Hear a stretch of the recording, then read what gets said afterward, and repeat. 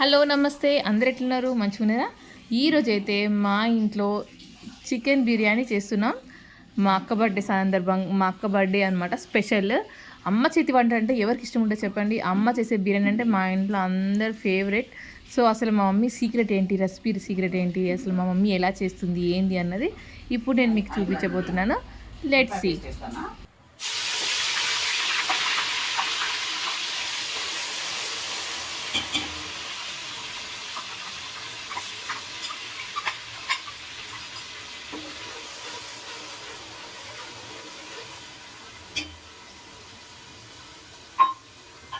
వేగాలి మంచిగా. Only onions వేస్తాయి. ఇది గసాల పేస్ట్ నాన్న. గసాల, లవంగ, ఇలాచి, ఓన్లీ అంతే. ఇంకా దీంట్లో మనం ఏం తీసుకుంటాం? ఇంకా అల్లం కొన సరిపడే అంత చికెన్ తగ్గ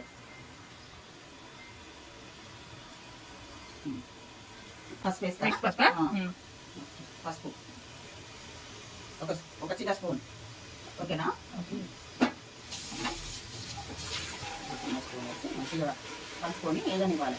అల్లం ఉన్న పసుపు మంచిగా వేగినాక పచ్చివాసన పోయేదాకా వేగాలి. ఓకే,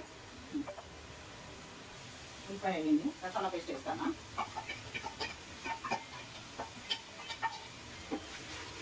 మసాలా పేస్ట్ వేసి బాగా కలుపుకోవాలి మంచిగా.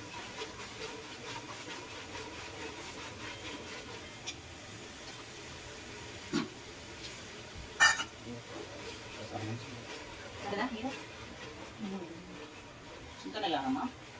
వేగినాయి.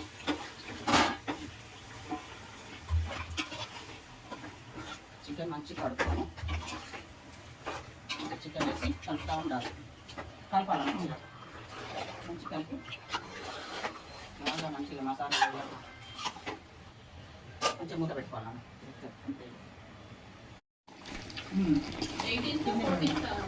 ఇప్పుడు ఉడుకుతున్నప్పుడు ఇట్లా ఒకసారి మళ్ళీ కలుపుకోవాలి.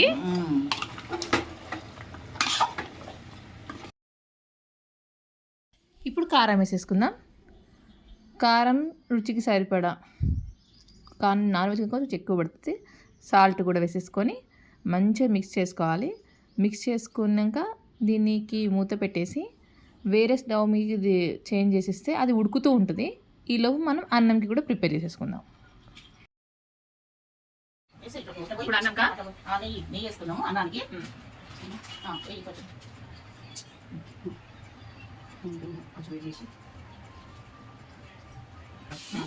నెయ్యి కాకుండా నెయ్యి వేడి చేస్తున్నా.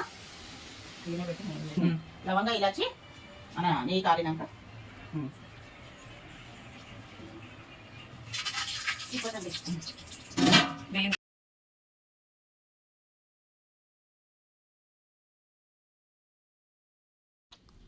కొత్తిమీర, పుదీనా, పచ్చిమిర్చి మూడు వేసేసుకొని బాగా కలుపుకోవాలి.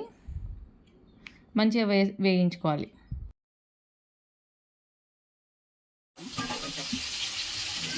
అల్లం వెల్లుల్లి పేస్ట్ వేసుకోవాలి.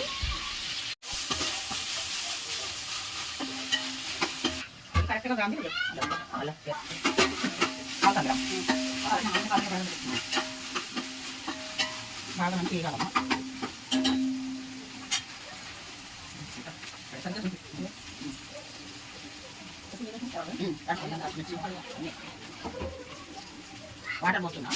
వాటర్ బియ్యంకి తగ్గట్టుగా, అంటే ఒక గ్లాస్కి 2 గ్లాసులు పోసుకోవాలి.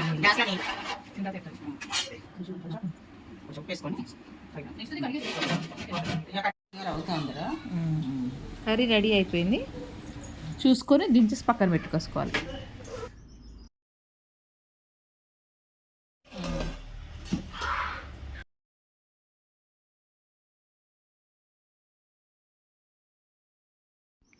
నీళ్ళు మరుగుతున్నాయి కదా, ఈ టైంలో ఉప్పు చెక్ చేసేసుకొని మనం ఆల్రెడీ నానబెట్టుకున్న బియ్యాన్ని వేసేసుకోవాలి. బిఫోర్ ఒక 1/2 అవర్ ముందే దీన్ని నానబెట్టుకోవాలి.